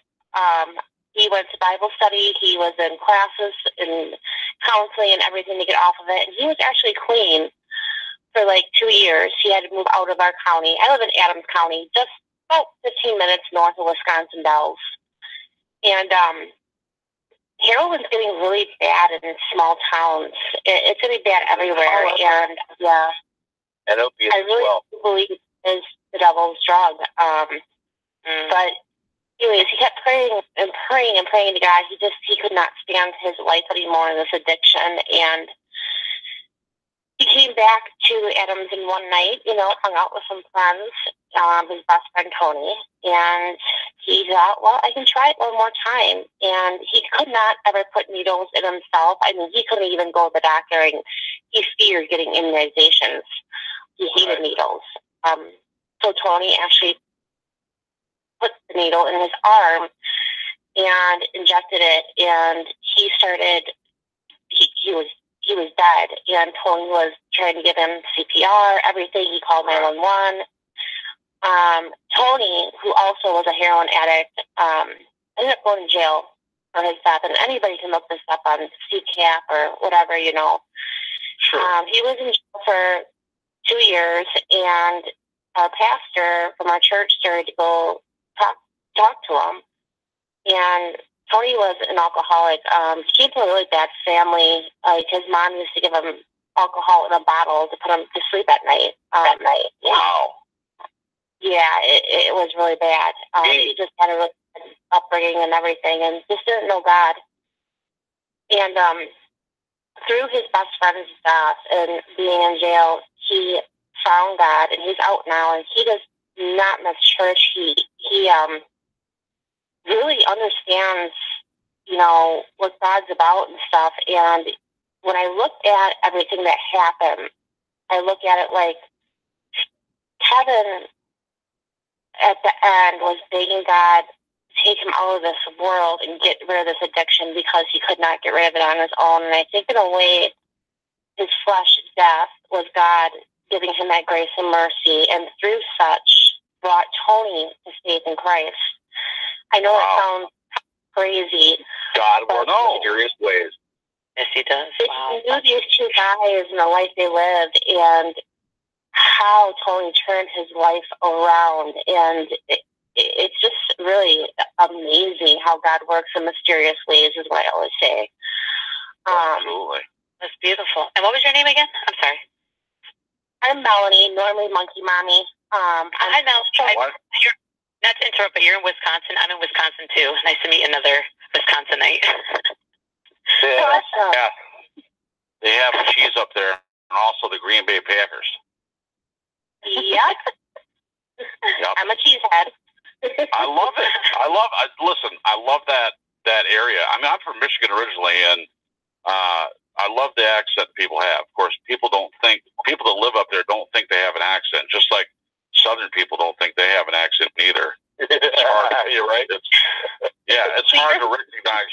So I call soda and pop and bubbler and water fountain. Pop. Pop. That's right. So the story that you told, thank you for sharing that with us. So you had a person that God changed their life because they were witness to a very tragic, were literally part of a tragic event. And he's changed everything around because of that, because of the God work in his life. Is that I'm paraphrasing, but is that correct? Yes, it is. Wow. I think God works in ways that sometimes we don't understand. And I can give you guys another example. And God says confess your sins. So with everybody listening, I'll tell you a little bit of my own experience, how God worked through me. Fantastic. I was married once, and my ex-husband did not believe in God. He refused to go to church, and just probably wasn't the right guy for me. And our marriage never really worked very well, and we divorced. And God led me to a man that I've known since I was 16 years old and never even thought of him in that way, Right. And he's 7 years older than me, and he was divorced, and his wife didn't really follow the godly path and didn't really believe in God. She would go to church and pray for, a better job to make more money and stuff like that. Like, she just... Sure. And she was an alcoholic, and anyways, they divorced, and he came to my mom's restaurant one night and asked me, hey, didn't we go out for a fish fry sometime? And I said, what do you mean, like a date? Like, I never looked at him that way. And I said, well, okay, I guess. And, well, been married now for 6 happy years, and have really grown in faith together. I can't even explain it. Like, my whole entire life had changed. And the thing is, so during our marriage, I had I don't know if you want to call it a downtime, and my ex-husband kept kind of, popping in the picture. We have a son that we share together, and I screwed up big time. I committed adultery. And here's the scary part, and I don't mean to be too graphic with people or anything, but this is something, again, God shows us through different ways when we're doing wrong. And when he was on top of me and I looked in his eyes, you know how you watch the movies and the evil people have all the blackness in their eyes. Yeah. Yeah. His eyes were pure black, and it scared the living jeepers creepers out of me, and I knew right then and there, Sure. oh, Lord, I am so sorry, I cannot believe. And the hardest part was coming to my husband and telling him what I did. Oh, I can imagine. You had mentioned that this guy Tony shot up another man, correct? And he overdosed. Yes. You said how he had a fear of needles. Kevin, who Tony put the needle in, had a fear of needles. He would before he used to. I don't know how they do it. They crush it up or what it is, but I'm not very familiar with heroin. But he would put it up his nose. Right. Okay. Well, you had mentioned about his immunizations or something. Well, vaccines aren't immunizations; they're actually death sentences. I just wanted to clarify. But I know someone that they don't create immunities in any way, shape, or form. Anyway, I know someone that had kind of done the same thing, and yes, they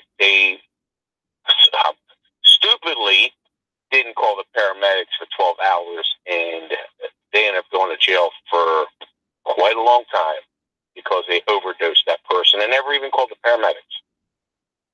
Oh, wow. Yeah, there are some states that are, I mean, we could talk about this. This is a topic for another show about the laws that surround drug use. There are some states that if you call in on a friend who's overdosing, you will not be arrested. Because what happens is people are having they're doing heroin together, and someone overdoses, and they don't call the cops, so they're afraid that they'll get arrested for the death. Well, now here in Philly, they have safe zones.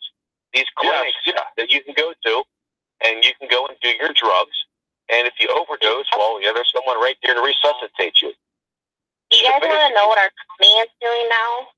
This was just in our paper a couple weeks ago. Times reporter here in Wisconsin. We don't have our county is the second poorest county in the state of Wisconsin. Literally, you can look it up.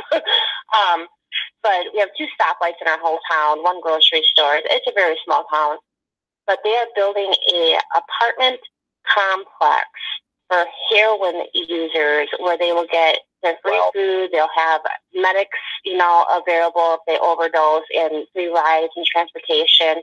They can come and go as they please, versus building a facility that people can check themselves in and not get checked out till they're clean. And Tony, who was in the position with Kevin, he went to Health and Family Services, and he didn't qualify for Badger Care. He didn't have any health insurance, anything, and he ended up going to Milwaukee and begging them, please check me into a place and don't let me out. And they said, well, it's $30,000. Well, he didn't have $30,000, and that was just for 1 month.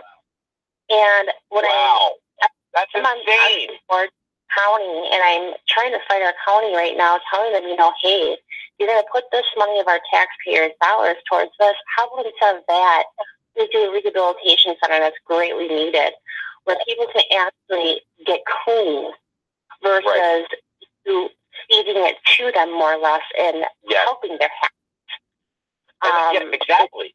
How can these people get better if you're condoning what they're doing? Oh, come here and do this, and we'll be sure that you're safe.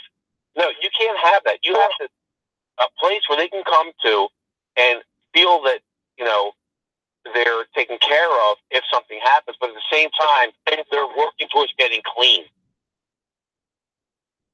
It's all part of the system. Exactly.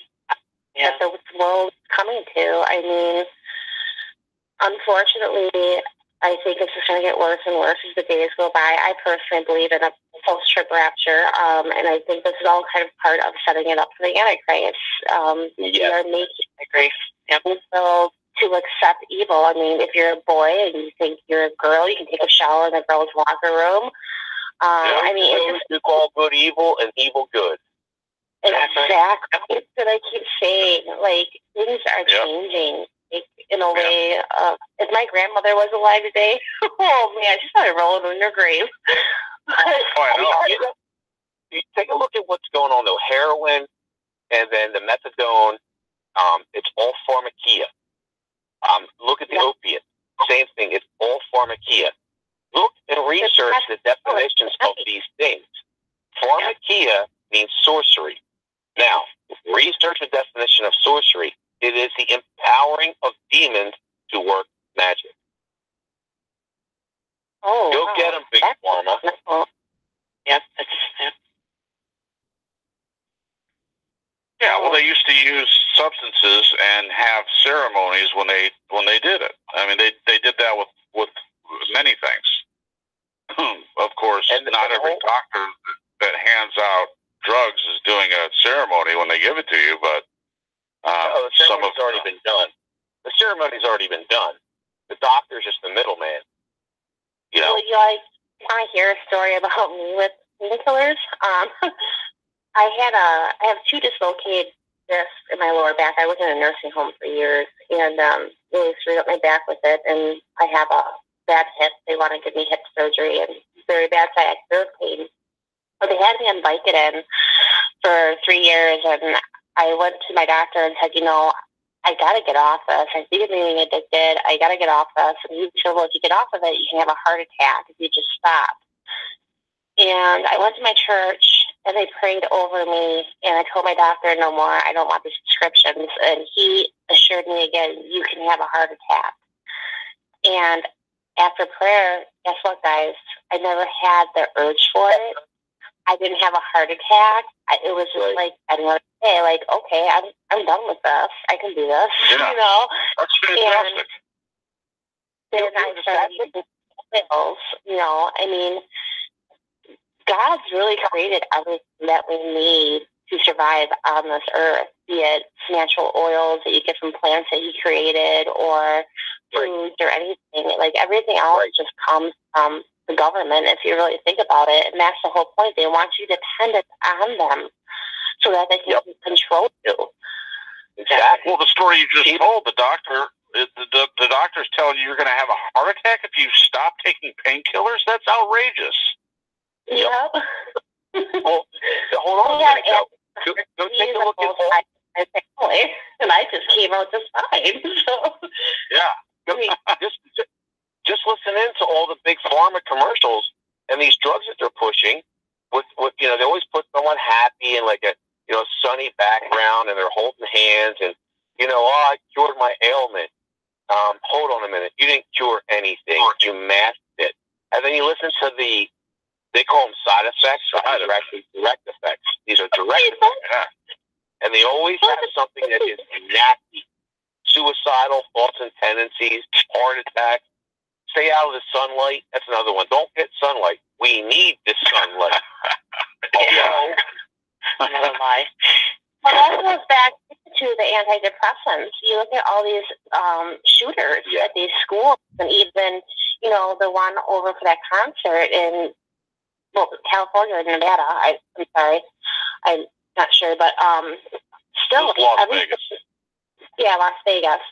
Everything that is happening with these shooters and these people that are losing their minds are on antidepressants. And the antidepressant commercials themselves say they lose their mind. They're on it. Hold on a minute. Hold on. I got to correct you. I got to kindly correct you. These people are not shooters. These people are murderers. The gun is a tool. The gun doesn't kill anybody. I own guns. They don't grow arms and legs and go out and start shooting. That person. They put everything you're talking about. They always put these keywords in there, and one of their greatest keywords is a shooter or a mass shooting, and blah blah blah. No, these are murderers. That person is a murderer. He's not a shooter. He's a murderer. The way I like the gun has nothing to do with it. Exactly. The way I like to put it is a car does not drive drunk by itself. A food doesn't make people fat. Like, doesn't kill people. I have 33 guns and an AR-15. And I'm a woman. I'm a better shot than my daddy. And been shooting guns since they were 6 years old. And they know how to properly use them. They don't go, like, when I was in high school, guys would bring their new hunting rifles to school and show them off. We had trucks with loaded rifles in the back, on a rack, in the back window. We never had that. What changed today is morals. Guns are changed. Society has changed. The liberal agenda puts you in fear of the gun. It's a liberalized New World Order agenda. They want to disarm us. They have to make you afraid of the gun, even if the gun doesn't do anything but sit there unless you, the person, grab it and commit murder. Yep, look what Hitler did. He disarmed his people, then gassed them and killed them. I mean, it's a vicious cycle. When people need to just open their eyes and see what's really happening in the world around us, understand that the times that we're really living in right now. It's only going to get worse, unfortunately, unless we as Christians start standing up for our morals and values and say, hey, you're not going to pass that law. It's a disgusting law. What comes next? Legalizing pedophilia? That's on the slate. What I tell everybody, as far as the world and stuff is going right now, God gave us everything that we need to survive. When the mark of the beast comes out, in reality, we can be just fine, but we have to learn how to use God's creation. Forget your running water when you turn on the sink. Forget your air conditioning. Forget the heat that you have in the house. You have to make your own heat. Build your own house out of God's creation. Be in that wilderness and be ready and know what's going to happen. And, save up food. Know what plants you can take for headaches or, whatever. Right. Or eat from. Like the inner bark of a pine tree, the white part, a person can live off of for a whole 2 weeks without water. Hold on, just speaking my language now. The pine tree itself, if you tap it, it's basically called 100% pure gum spirits. It is an amazing cure to many ailments. Why? Because it kills off, for one, it destroys any viral or bacterial infections in your body. Secondly, it kills parasites and candida. There's a term that they put out called turpentine. It's used as a paint thinner. That's the power of the essential oils of the pine tree. It is able to thin paint and cure you. I drink it. I drink turpentine. Or, as I said, the essential oils of the pine tree. The pine tree itself is an amazing, something you can use to cure ailments. Yep, amen. I just drank turf the other day. You know what? You don't go out to the store. You don't go run out and buy it. I actually got it from a company called Forest G, a Diamond G Forest Products, where they tap the pine tree and they get the essential oils out of it. That's all it is. Yeah. And then they want to call it for big form. They want to call it turpentine. It's not. It's the essential oils of the pine tree, and it has very good health. Yeah. Good health. Yeah. Wait, AJ, you got like 8 minutes left. Could we use a different topic? Yeah. Well, I have to say this first, guys. Don't go out and buy turpentine and think that you can drink that. No, absolutely not. It's for cleaning off paintbrushes and other household things. No. We're not going to turf tonight. Okay, don't. Oh my gosh. So, let me put this out there. Don't anybody go and do it. If you actually want to take the essential oils of the pine tree, get a hold of me, because if you do too much, yes, you can get seriously harmed. A little bit at a time. Can I tell you guys something really amazing? In regards. Yeah, go ahead. Go ahead, and also after you're done saying what you're going to say next, tell us why they call you Monkey Mama. Yeah, I'll be curious about that as well. Okay. Yeah, we have 7 minutes left, so go ahead and my husband and I, we've been praying a lot about these end times and stuff, and the Holy Spirit led us with urgency to sell our 5-bedroom, 4-bath house that we have 5 acres on. And we're like, okay, should we really do this? Like, God's just like urgency right now. and we put it up on the market 2 weeks ago on Saturday. We had a cash offer that Monday. It sold. We are downsizing. We are selling everything and living out of a camper and off the land and becoming homesteaders. And I'm telling anybody that's listening, I can't stress enough. September 23rd, I believe, was a sign for the church to be prepared. Just like God came to Noah and told him, hey, Noah, this world is full of sin. The Antichrist of that time, the devil, the fallen angels, they were on earth at that time with the church. We are to prepare. Noah worked years saving up food and building his shelter. And that's what we need to do as a church body right now, because this would be people that need to hear still at that time God's word, and we need to be a family together during that time so that we don't fall away from faith. And we have to be strong together as a unity, as a family, and know the times that we're living in, because a house selling with a cash offer within 2 days' time is unheard of up here. And it's sure. Well, okay, God, I get the message, urgency, I get it, but oh my gosh, we got 20 days to be out. Well, he'll make a way for you. 20. So, real quickly, why do they plants going and everything? Like, get our fruit trees going, get our cow, get everything going, and get ready, because I think we're going to be helping others along the way, going through. And that's what it's all about. Is we are one church body. We are one family. We are one in Christ. And in this time, we are going to work as a team. And yes, some of us may die during that time. We might get our heads cut off, but guess what? Every hour right now, 4 people are coming to faith. For real, come here right now. Chop off my head and send me home. That's what I say to you. We're first in line. That's my bus ticket home. They're coming for you first thing, AJ. They're coming for you. FEMA, Walmart is coming for you. Yeah. Bring it. I'm probably upset because I don't like to shop there anyway. I refuse to shop at Walmart. Yeah. The way is not as sadness, but as joy, because that's our bus ticket home. We can't bring the flesh to heaven with us, guys. We gotta let go of it first, And who would want that? I want the rejuvenated, resurrected body to be like Christ. That's what I want. Amen. Exactly. And by the way, guys, when we're all standing in line, like God, if I hold up the line, I got a lot of questions for him on why did you do this with me? Why did you put me through that? So if you guys are upset, I'm the reason why the line's being held up. Oh, don't worry about that. We'll all get our personal time. We won't be holding anybody up. But that's hilarious. Okay, lastly, before I say goodbye to you, why do they call you Monkey Mama? Why is that your name? I have been working with non-human primates for about 15 years. I had a capuchin monkey that you would take to nursing homes, and with war vets that have PTSD. Monkeys wonders with people. Awesome. I also had marmoset monkeys and had a ring-tailed lemur, which is an endangered species.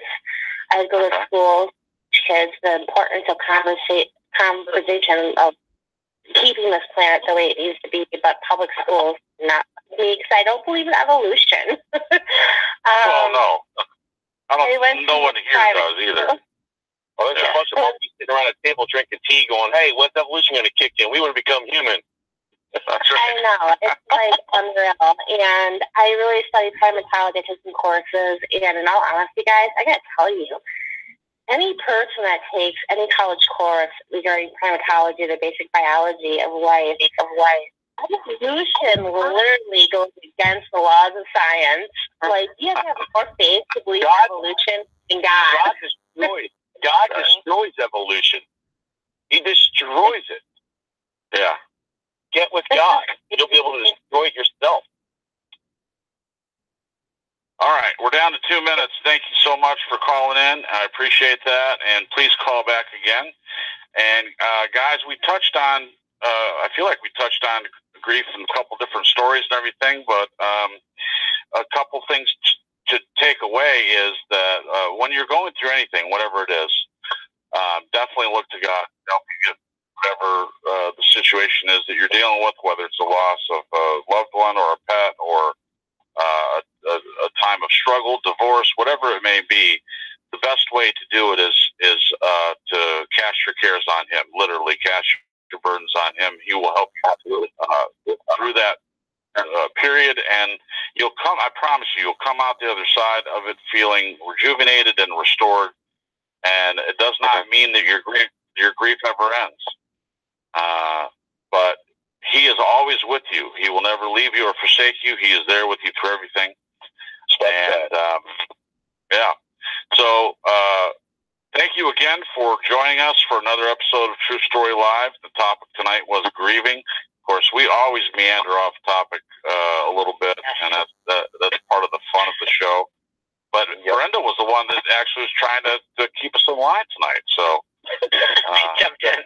It's okay. Good for you, Brenda. That's good. That's good. Aw, I tried. I know you did. Guys, thanks for being a part of the show. Yeah. And Talking Doctrine, thank you for being part of the simulcast. Matthias will be back next week. Of course, you guys will hear him before then because he does it all the time. But anyway, guys, thank you so much. Brenda, Jen, AJ, thank you for our callers. Thanks for being a part of True Story Live. Have a great week, and we'll see you again next weekend. Good night. Good night.